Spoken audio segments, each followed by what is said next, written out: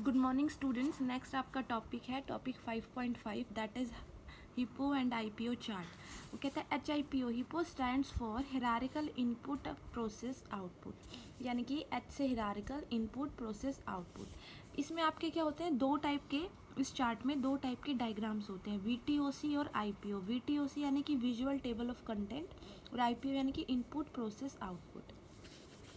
तो अब हम देखेंगे कि ये VTOC एंड IPO कैसे डायग्राम ड्रॉ होते हैं और क्या क्या इनके फंक्शंस हैं। तो वो कहते हैं कि जो आपकी विजुअल टेबल ऑफ कंटेंट है इसमें आपकी फॉलोइंग इन्फॉर्मेशन होती है। क्या क्या? एक तो हिरार्की चार्ट होता है, एक लीजेंड्स होते हैं और एक कंटेंट होते हैं।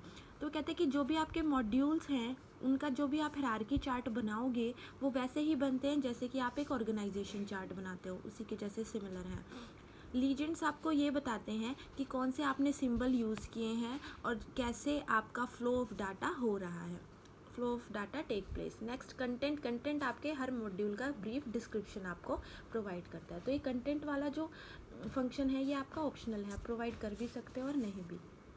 ठीक है, तो हमने जैसे एग्जाम्पल लिया है कि हम क्या कर रहे हैं, VTOC के हेल्प से हम एक डायग्राम ड्रॉ कर रहे हैं जिसमें हम किसका बता रहे हैं, किसका डायग्राम ड्रॉ कर रहे हैं, बाईसाइकिल असेंबली। यानी कि मुझे बाईसाइकिल बनानी है, असेंबल करनी है, तो उसमें क्या क्या पार्ट्स होंगे। ठीक है, तो वही कहते हैं कि जब भी हम VTOC बनाते हैं तो जो हमारा नेम होता है ना सिस्टम का, वो सबसे ऊपर टॉप पे आता है एंड देन हम उस सिस्टम को ब्रेक डाउन, फर्दर सिस्टम का, प्रोग्राम का ब्रेक डाउन करते चले जाते हैं। जैसे कि अगर मुझे बाईसाइकिल को असेंबल करना है तो उसमें 5 काम करने पड़ेंगे।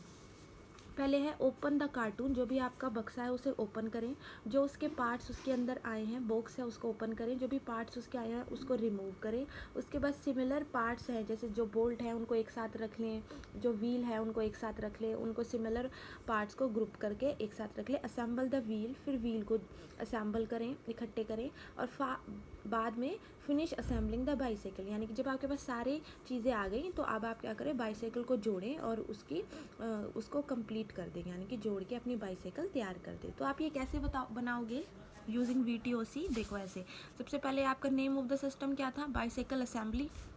उसमें आपके पास 4 पार्ट आए थे, open container, separate part, wheel assembly और फिनिश असेंबली।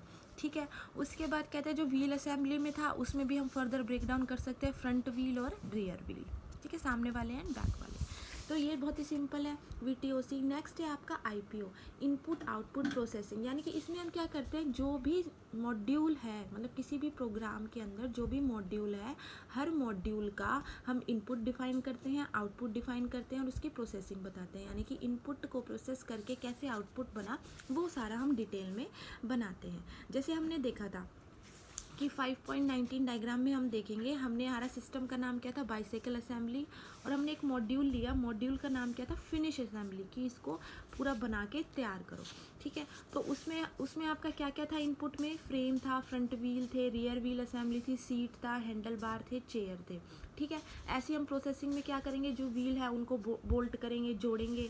ठीक है, असेंबलीज टू द फ्रेम मतलब जोड़ेंगे, हैंडल बार अटैच करेंगे, चेन अटैच करेंगे, सीट अटैच करेंगे, उसको ऐसे प्रोसेसिंग करेंगे तभी तो आउटपुट आएगा। और आउटपुट क्या आएगा कि आपकी बाईसाइकिल कंप्लीट हो गई। ठीक है, तो आपका जो IPO चार्ट है वो हम ऐसे बनाते हैं, सिस्टम, मॉड्यूल, ऑथर का नेम और कब बनी थी, डेट। तो इनपुट में आपका क्या होगा, सबसे पहले frame, front wheel, rear wheel, seat, chair और हैंडल बार। तो फ्रेम और फ्रंट व्हील इनको क्या करोगे, आप बोथ असेंबल करोगे, फ्रंट व्हील को, रेयर व्हील को बोल्ट में असेंबल करोगे। ठीक है, उसके बाद आप चेन अटैच करोगे, हैंडल बार अटैच करोगे सीट। तो ये प्रोसेसिंग हो गई और आउटपुट क्या आ गई आपकी, कंप्लीटेड बाईसाइकिल। तो बहुत ही सिंपल है ना। अब नेक्स्ट कहता है कि आपने VTOC हमने ये बनाया था, ये तो ये हम कैसे बनाते हैं, स्टेप बाय स्टेप आपको बताएगा। ठीक है, तो हम कह रहे हैं कि अब की बार हम VTOC डायग्राम बना रहे हैं किसका, with the help of payroll system. यानी कि पेरोल सिस्टम का हम बना रहे हैं। पेरोल में वही बिजनेस से रिलेटेड होता है, सैलरी कैलकुलेट करना, एम्प्लॉय की नेट सैलरी, ग्रोस सैलरी। ठीक है, तो सबसे पहले हम क्या करेंगे, we first assign all the major output to the module. वो कहता है कि जो भी हमारा मॉड्यूल, जैसे कि हमारा सबसे पहला मेन क्या है, उसकी हेडिंग कैलकुलेट सैलरी। ठीक है, तो नेम ऑफ द सिस्टम हो गया। तो वह यूँ कहता है कि जो भी आपके आउटपुट है सबसे पहले उसको अटैच कर दीजिए मॉड्यूल के साथ। क्या आउटपुट है आपके, calculate gross salary, calculate net salary, है ना। आप इसी से यही तो चाहते हो, रिपोर्ट फर्दर। उसके बाद नेक्स्ट कहता है कि जब आपने जो भी आपके मॉड्यूल है उनकी नेमिंग कर दी अकॉर्डिंग टू देयर फंक्शन, जैसे हमने कर दिया, उसके बाद कहता है कि हर नेमिंग करने के बाद हमें क्या करना है, उस सिस्टम को नंबर प्रोवाइड करना है। हर मॉड्यूल को या हर सब मॉड्यूल को हर लेयर पे हमें उसे नंबरिंग प्रोवाइड करनी है फ्रॉम हाईएस्ट टू, हम फर्दर उसको ब्रेक डाउन करते रहेंगे, ताकि उससे क्या हो, आपका जो रिलेशनशिप है मॉड्यूल्स के बीच में वो क्लियरली डिफाइन हो जाए। ठीक है, और ये बहुत ही हेल्प करता है किसी के लिए भी, जब वो ये चार्ट पढ़े तो वो इजीली समझ सके और इनकी हेल्प से फिर वो आईपीओ चार्ट इजीली ड्रॉ कर सके, बना सके। जैसे हमारा था कैलकुलेट सैलरी, है ना, मैंने उसको नंबर प्रोवाइड कर दिया 1.0। अब ये इसी का ही पार्ट है, सैलरी या तो ग्रोस सैलरी कैलकुलेट करोगे या नेट सैलरी, तो 1.1 1.2।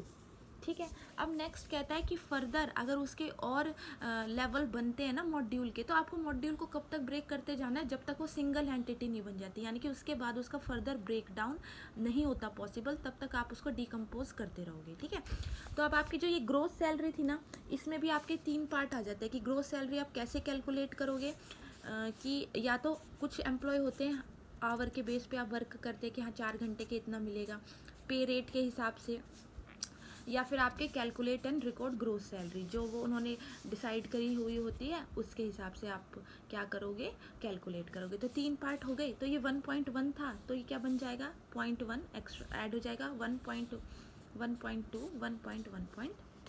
ठीक है, उसके बाद कहता है कि वो जो मैंने आपको बताया कि सारे मॉड्यूल को आप तब तक डिकम्पोजिशन करते रहोगे तब तक जब तक उसका एंड नहीं आ जाता, यानी कि जब तक वो सिंगल एंटिटी नहीं बन जाते, सिंगल पर्पस नहीं बनाता और सिंगली एग्जिस्ट नहीं करते।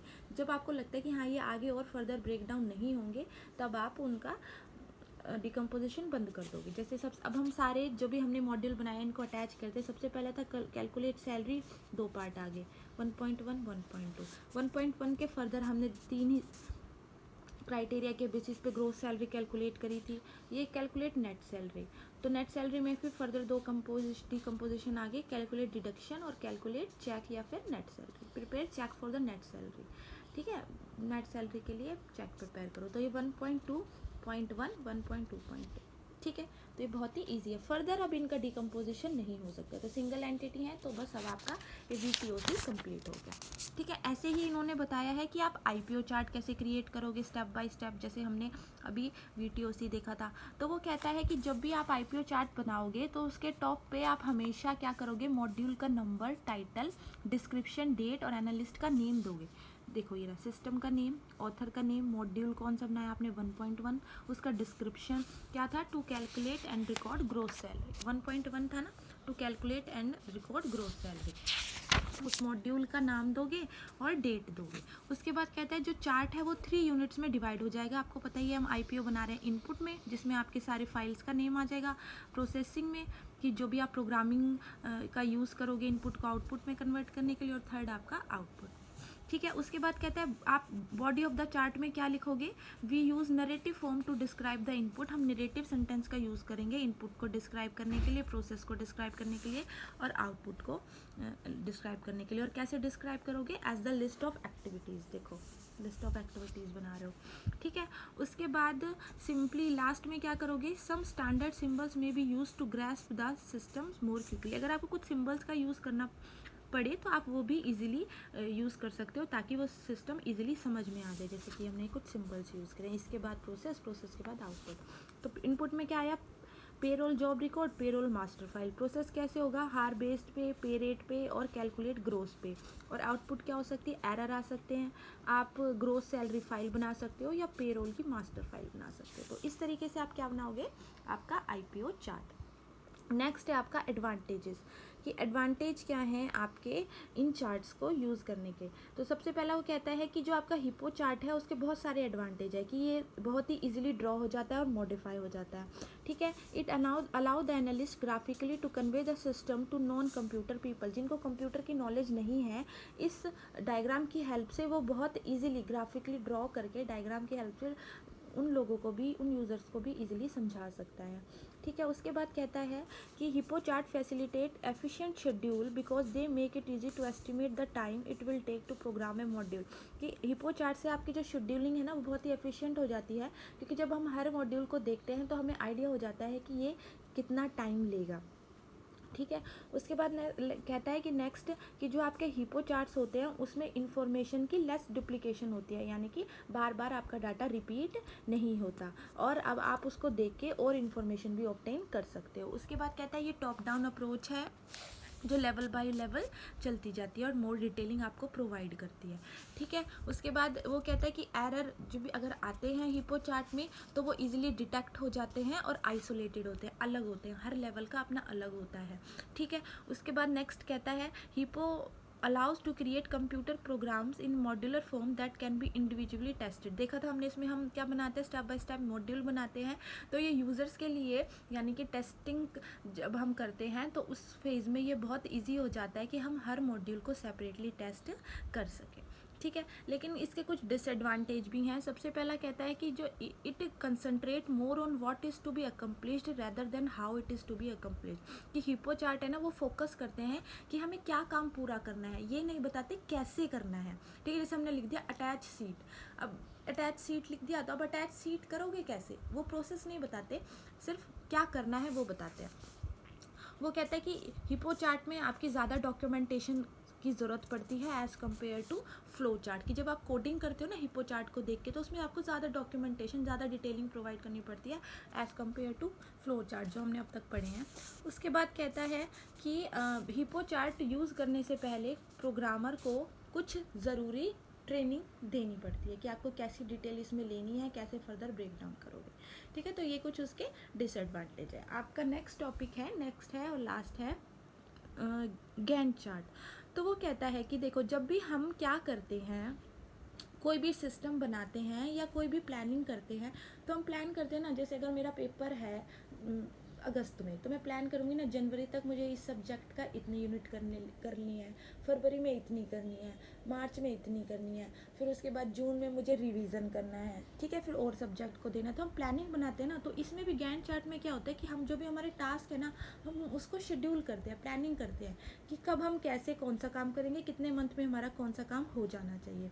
तो इसी को हम क्या दिखाते हैं, एक चार्ट की हेल्प से, जो बार चार्ट होते हैं ना उसकी हेल्प से दिखाते हैं, ग्राफिकल रिप्रेजेंटेशन उसका।